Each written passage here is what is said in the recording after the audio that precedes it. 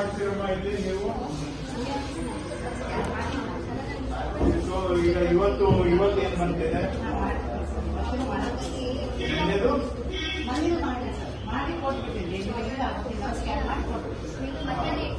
ಹೇಗೆ ಮಾಡ್ತೀರಾ? ಎಕ್ಸ್ಪ್ಲೈನ್ ಮಾಡಿದ್ರು ಅಲ್ಲ. ನೆನ್ನೆದೆಲ್ಲ ಮುಗಿದಿದ್ಯಾ ಇನ್ನೂ ಇಲ್ಲ? ನೆನ್ನೆ ಇವತ್ತಿಂದ ಈಗ ಪ್ರೋಸೆಸ್ ಮಾಡ್ತಾ ಇದ್ದೀವಿ. ದಿನಕ್ಕೆ ಎಷ್ಟು ಅರ್ಜಿ ಬರುತ್ತೆ ನಿಮ್ಗೆ? ಟಪಾಲು ನೀವೇ ತಗೋತೀರಾ? ಟಪಾಲ್ ಎಷ್ಟು ಬರುತ್ತೆ? ಜನಗಳ ಅರ್ಜಿ ಎಷ್ಟು ಬರುತ್ತೆ?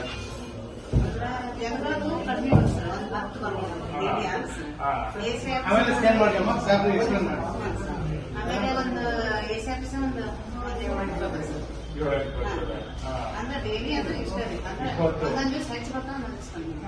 ಸರಾಸರಿ ಒಂದು 15ರಿಂದ 20 ಆಗ್ತದೆ ಒಂದ್ ದಿನಕ್ಕೆ. ಸೊ ನೀವು ಈಗ ಜನ ಅರ್ಜಿ ಬಂತು ಅಂತ ಹೇಳಿರಿ, ಅದನ್ನ ತಗೊಂಡು ಸ್ಕ್ಯಾನ್ ಮಾಡಿ ನಂತರ ಏನ್ ಮಾಡ್ತೀರಿ?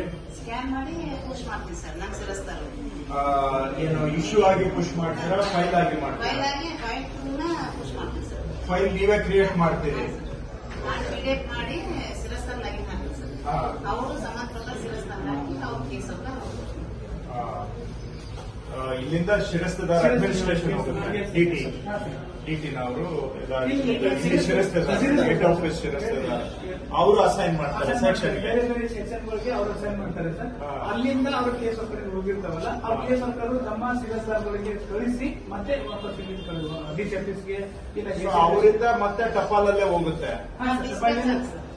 ಅಲ್ಲ, ಈಗ ಶಿರಸ್ತೆದಾರಿಂದ ಕೇಸ್ ವರ್ಕರ್ಗೆ ಹೋಗುತ್ತೆ. ಕೇಸ್ ವರ್ಕರ್ ಅಂದ್ರೆ FDN ಯಾರಾದ್ರೂ ಇರ್ತಾರೆ. ಸೊ ಅವರಿಂದ ಮತ್ತೆ RIಗೆ ಹೋಗ್ಬೇಕಂದ್ರೆ ಅವರೇ ಹಾಕ್ತಾರೆ ಸರ್.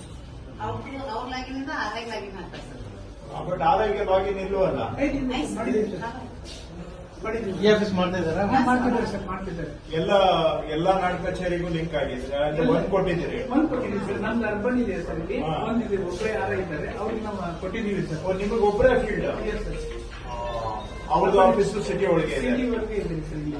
ಇಲ್ಲೇ ಇದ್ದಾರೆ. ಹಂಗಾಗಿ ಕ್ರಿಯೇಟ್ ಆಗಿದೆ. ಅದಿಲ್ಲ ಅಂದ್ರೆ ಮತ್ತೆ ಕೇಸ್ ಅದಿಲ್ಲ ಅಂದಿದ್ರೆ ಮ್ಯಾನ್ಯುವಲ್ ಆಗಿ ಟಪಾಲ್ ಅವ್ರು ಇದೇ ಕಾರಣದಿಂದ ನಮ್ದು ಅರ್ಬನ್ ಇದೆ ಬೇಗ ಬೇಗ ಬಂದ್ಬಿಡುತ್ತೆ. ಕೆಲವೊಂದು ಇಲ್ಲಿ ಜನಸಂಖ್ಯೆ ಜಾಸ್ತಿ ಇದೆ, ಸುಮಾರು 14 ಲಕ್ಷ ಜನಸಂಖ್ಯೆ ಸರ್. ಇಲ್ಲಿ ಸ್ವಲ್ಪ ಒಂದು 10 days ಆಗ್ತದೆ ಸರ್, ಮಾಡ್ತಿದ್ದೆ ಸರ್. ಈಗ ಈ ಫೈಲ್ಗಳು ಡಿಸ್ಪೋಸಲ್ ನೀವೇನ್ ಮಾನಿಟರ್ ಹೇಗೆ ಮಾಡ್ತೀರಾ? ಏನಾದ್ರೂ ಇದೆಯಾ ನಿಮ್ಮ ಹತ್ರ? ಇದೆ ಸರ್, ಡಾಟಾ ಬರುತ್ತೆ ಸರ್. ನಾನು ಲಾಗಿನ್ ನಲ್ಲಿ ತಹಸೀಲ್ದಾರ್ ಲಾಗಿನ್ ನಲ್ಲಿ ಯಾರ ಹತ್ರ ಎಷ್ಟು ದಿನ ಪೆಂಡೆನ್ಸಿ ಯಾಕೆ ಮಾಡ್ತಾ ಇದ್ದಾರೆ ಅನ್ನೋದನ್ನ ಕೇಳ್ತೀವಿ ಸರ್. ಎಷ್ಟು ದಿನ ಇಡ್ತಾರೆ? ನಿಮ್ಗೆ ಡ್ಯಾಶ್ ಬೋರ್ಡ್ ಇದೆಯಾ? ಇದೆ ಸರ್, ಇದೆ ಸರ್, ಡ್ಯಾಶ್ ಬೋರ್ಡ್. ಎಷ್ಟು ದಿನಕ್ಕೊಮ್ಮೆ ನೋಡ್ತೀರಿ ನೀವು? ಸರ್ ನಾನು ಪ್ರತಿದಿನ ಚೆಕ್ ಮಾಡ್ತೀನಿ ಸರ್. ಅಲ್ಲಿ ಬಂದು ಸಾಮಾನ್ಯವಾಗಿ ಒಂದು ಫೈಲ್ ಒಬ್ಬರ ಹತ್ರ ಎಷ್ಟು ದಿನ ನಾರ್ಮಲ್ ನಿಮ್ ಪ್ರಕಾರ? 4 to 5 days ಅಂತ ಹೇಳಿ. ಅದಾದ್ಮೇಲೆ ಅವ್ರು ಇಟ್ಕೊಂಡಿದ್ರೆ ಕೇಳ್ತೀರಾ ಯಾಕೆ ಇಟ್ಕೊಂಡಿದ್ರೆ? ಕೇಳ್ತೀವಿ ಸರ್. ಯಾಕಂದ್ರೆ ಇಲ್ಲಾಂದ್ರೆ ಒಂದು ನೋಟಿಸ್ ಯಾಕೆ ನೀವು ವಿಳಂಬ ಮಾಡ್ತಿದ್ದೀರಿ, ಕಳಿಸ್ಕೊಡಿ ಬೇಗ.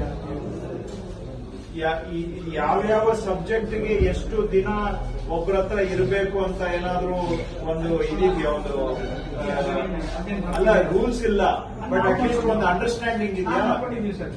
ಜಾಸ್ತಿ ಅಂದ್ರೆ RI ಹತ್ರ 15 ಜನ ಇರಬೇಕು ಅಂತ ಹೇಳಿದೀವಿ ಸರ್. ಯಾಕಂದ್ರೆ ಒಂದು ಒಮ್ಮೆ RI ಈ ಜನಸಂಖ್ಯೆ ಜಾಸ್ತಿ ಇದೆ ಅಂದ್ರೆ ಒಂದು 15ರಿಂದ 20 ದಿನ ಆಗುತ್ತೆ. ಬಾಕಿದೆಲ್ಲ ಆಫೀಸಲ್ಲಿ ಇದ್ದಂತದ್ದು 3 ರಿಂದ 5 ದಿನದವರೆಗೆ ಕ್ಲಿಯರ್ ಮಾಡಬೇಕು ಅಂತ ಹೇಳಿದೀವಿ ಸರ್. ಬಟ್ ಅದನ್ನ ನೀವು ಮಾನಿಟರ್ ಮಾಡಬೇಕಲ್ಲ ಅವರು. ಬಟ್ ಅವ್ರು ಪಾರ್ಕ್ ಮಾಡಿದ್ರು ಕಾಣುತ್ತಾ ನಿಮ್ಗೆ? ಪಾರ್ಕ್ ಮಾಡಿ ಗೊತ್ತಾಗಲ್ಲ. ಪಾರ್ಕ್ ಮಾಡ್ಬಿಟ್ಟು ಇಟ್ಕೊಂಡ್ರೆ ಆಯ್ತಲ್ಲ. ಮತ್ತು ಅವ್ರದ್ದೊಂದು ಡ್ಯಾಶ್ ಬೋರ್ಡ್ ಇದೆ ಸರ್, ಅವ್ರ ಹತ್ರ ಕಾಣುತ್ತೆ ಸರ್. ಅವ್ರಿಗೆ ಕಾಣುತ್ತೆ. ನಿಮ್ಗೆ ರಿವ್ಯೂ ಮಾಡುವಾಗ ಅವ್ರ ಪಾರ್ಕ್ ಬಗ್ಗೆ ಎಷ್ಟು ಅಂತ ಕೇಳ್ಬೇಕು, ನೋಡ್ಬೇಕಾಗಿದೆ. ಈಗ ಅವ್ರು ಪಾರ್ಕ್ ಮಾಡಿದ್ದಾರೆ ಅಂದ್ರೆ ಫೈಲ್ ಎತ್ತಿಟ್ಟಿದ್ದಾರೆ ಅಂತಾನೆ ಅರ್ಥ. ಇನ್ ಬೇರೆ ನಾವು ಸರ್ ಈ ಬಂದಿರುತ್ತಲ್ಲ, ಇವ್ರ ಕಡೆಯಿಂದ ತಗೊಂಡಿರ್ತೀವಿ. ಎಷ್ಟು ಬಂದಿದೆ, ಈ ತಿಂಗಳು ಎಷ್ಟು ಬಂದಿದೆ, ಎಷ್ಟು ಹೋಗಿದೆ, ಯಾಕೆ ಹೋಗಿದೆ ಅಂತ ನಾವು ಮಾಡ್ತಿರ್ತೀವಿ.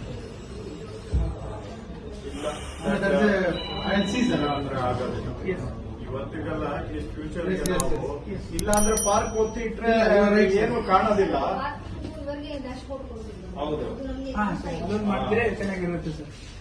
ಇಲ್ಲ ಅಂತ ಹೇಳಿದ್ರೆ ಅವ್ರು ಅಲ್ಲಿ ಇಟ್ಬಿಟ್ಟು ಸೇಮ್ ಹಳೆ ಸಿಸ್ಟಮ್ ಮತ್ತೆ ಕಡ್ದ ಎತ್ತಿಡೋದೇ ಆಗತ್ತೆ. ಆಗಲ್ಲ ಅದಾಗೋದೇ. ನಿಮ್ದೇ ಕೆಲಸ ಇರುತ್ತೆ, ಅದನ್ನ ಬಿಟ್ಬಿಟ್ಟು you can be snooping around ಮಾಡ್ಲಿಕ್ಕೆ ಆಗೋದಿಲ್ಲ.